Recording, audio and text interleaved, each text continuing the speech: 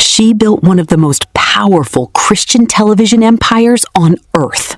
She survived a cheating husband, a global pandemic that killed him, a marriage that split her family in two, a son who said things about her that no mother ever wants to hear in public.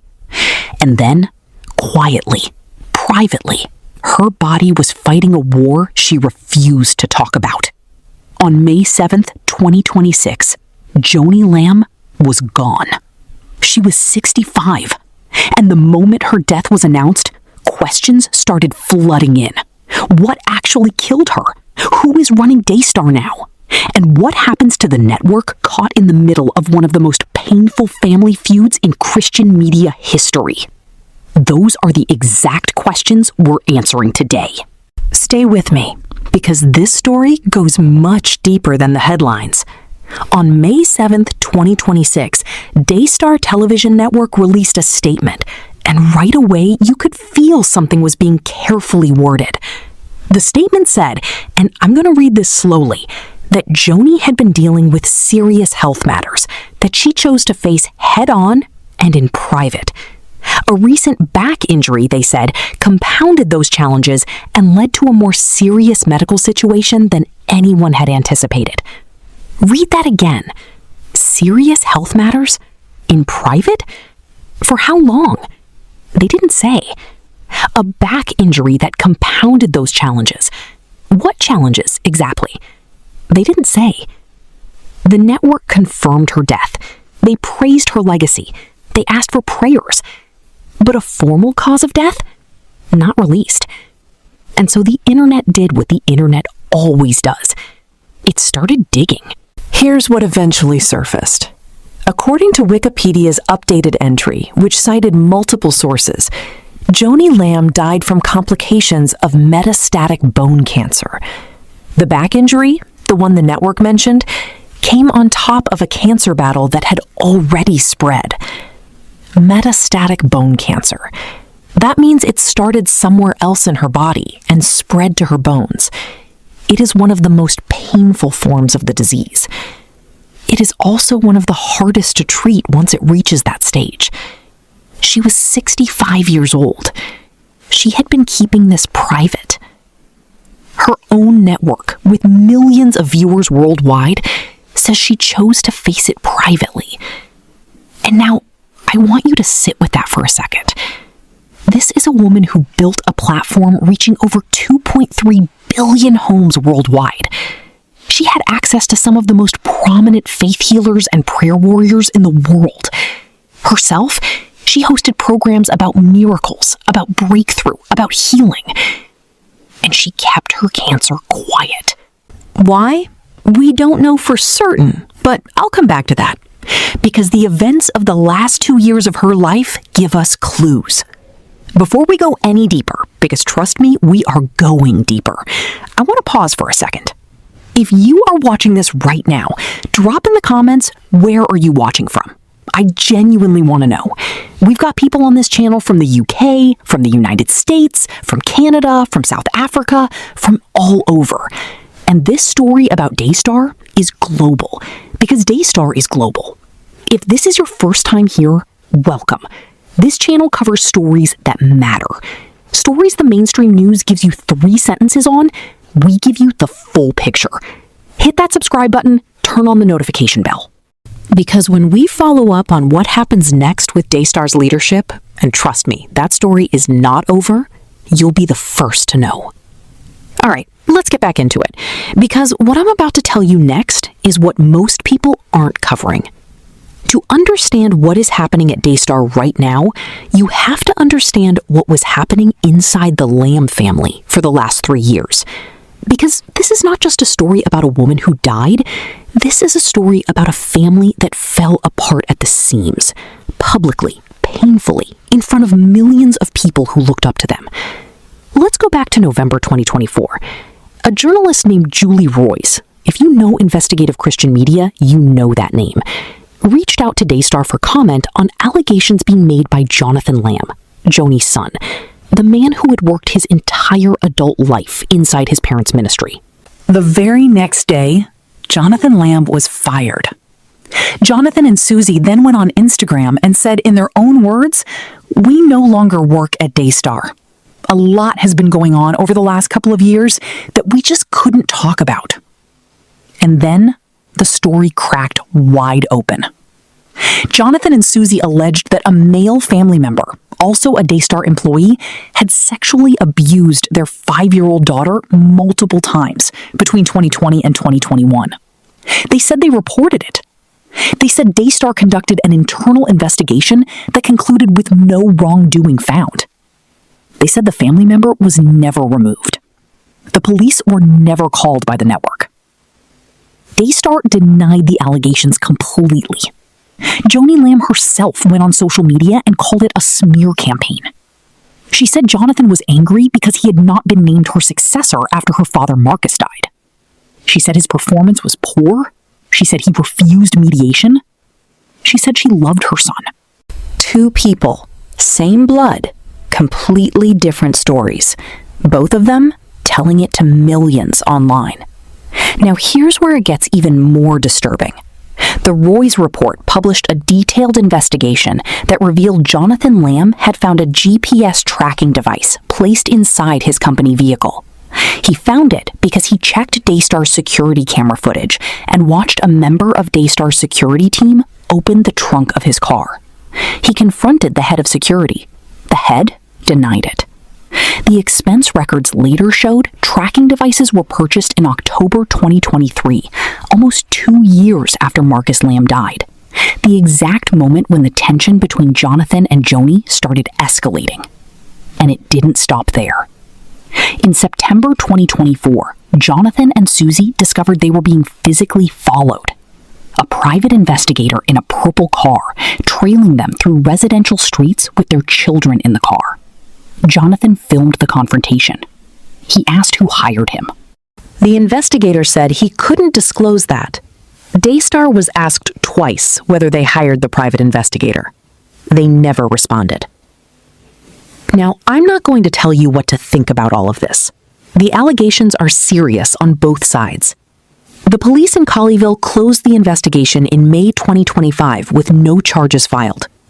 Susie Lamb herself said that doesn't mean the case is dead.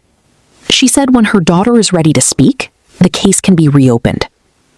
What I will tell you is this. Inside one of the most recognizable Christian broadcasting ministries in the world, there was a war being fought. A silent, vicious, deeply painful war between a mother and her son. And in the middle of all of this, Joni Lamb was fighting cancer. Alone. Privately. Without telling anyone. That image alone tells you something about who she was.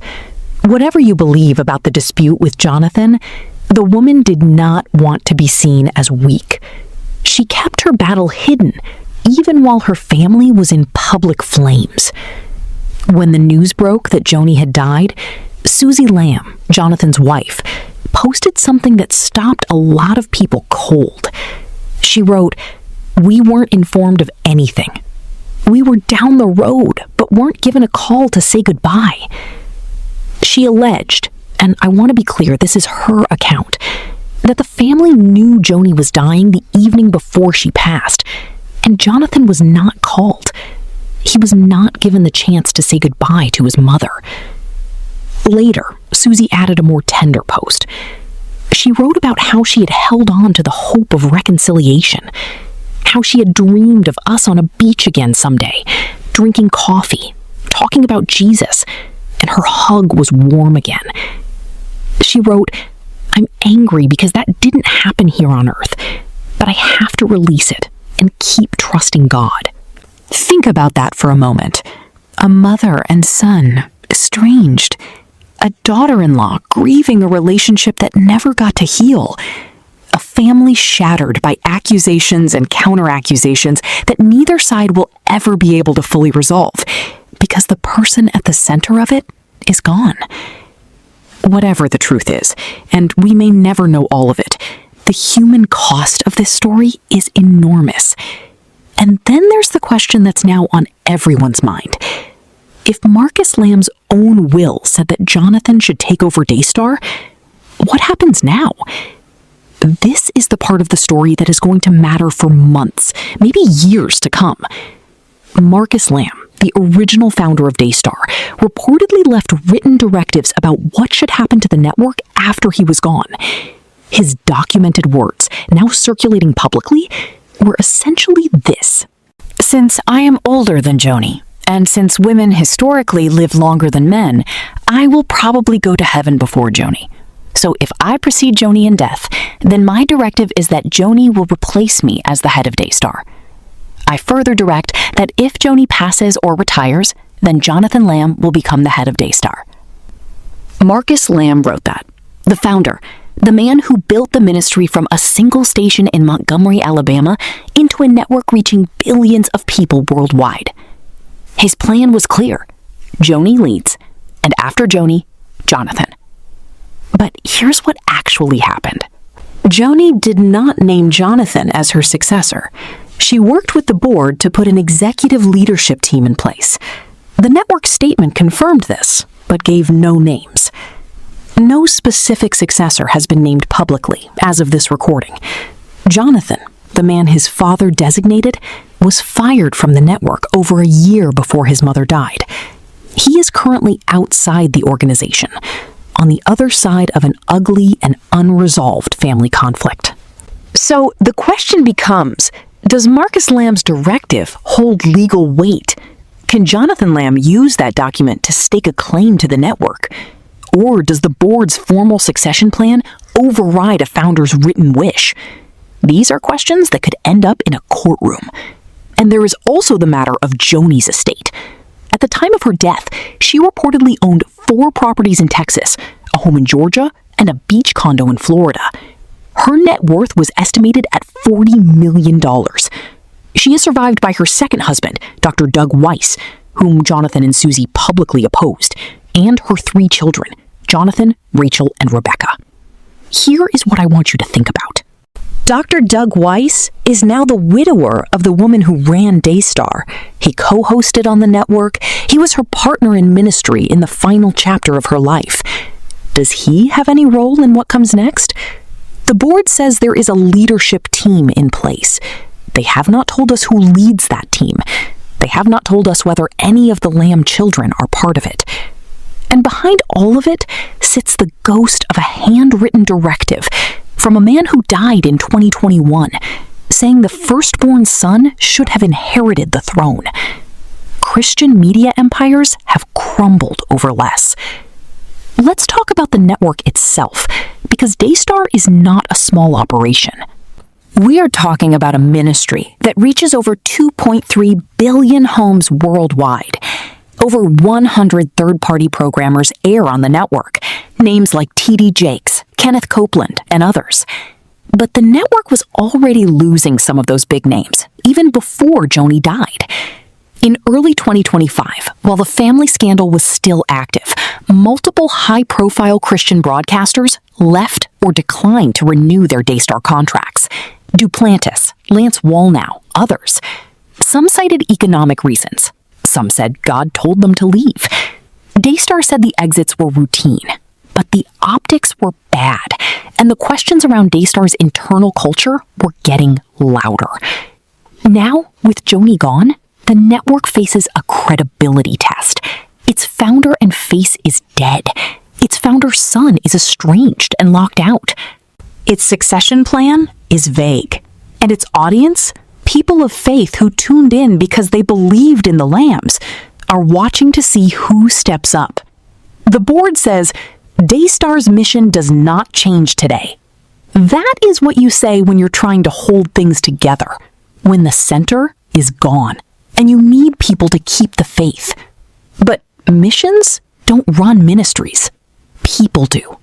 And right now, nobody knows exactly who is holding the keys to Daystar Television Network. I want to leave you with a thought that goes beyond Daystar. Joni Lamb spent her life on camera, talking about faith, about healing, about the power of God to restore what was broken. And in the last years of her life, she was fighting cancer alone, estranged from her son. dealing with allegations that put her name in headlines she never wanted. She had every resource in the world: money, influence, prayerful friends in high places. Paula White Cain called her a general for the kingdom. And still, her family fractured, her health failed, and she died without her son at her bedside. I'm not saying that to be harsh. I'm saying that because it is deeply, profoundly human. Fame does not protect you from heartbreak. Influence does not heal cancer. And ministry, no matter how big, cannot substitute for a family that is whole. The real story of Joni Lamb is not the network she built. It's the impossible weight she carried in her final years, and the fact that, according to everyone who knew her, she carried it with a quiet, stubborn faith. Whether you agree with every decision she made or not, that is worth acknowledging. Here's where things stand right now. Joni Lamb died on May 7th, 2026, from metastatic bone cancer, compounded by a back injury, though the network never officially confirmed that diagnosis. No single named successor has been publicly announced for Daystar. Marcus Lamb's will points to Jonathan. The board points to a leadership team. Jonathan is currently outside the organization. And Doug Weiss, Joni's second husband, has a complicated role in whatever comes next. This story is not over. In the coming weeks, we expect more to come out about the succession fight, the legal standing of Marcus Lamb's directives, and whether Jonathan Lamb makes any move to reclaim what his father said should be his. When that happens, we will cover it. So if you haven't subscribed yet, now is the time. Click that button. Because we are staying on this story. Drop in the comments. Do you think Jonathan Lamb should take over Daystar? Or should the board chart a new direction entirely? I genuinely want to know what you think. And if you know someone who follows Daystar, or who has been watching this family situation unfold, share this video with them. They deserve to have the full picture. I'll see you in the next one.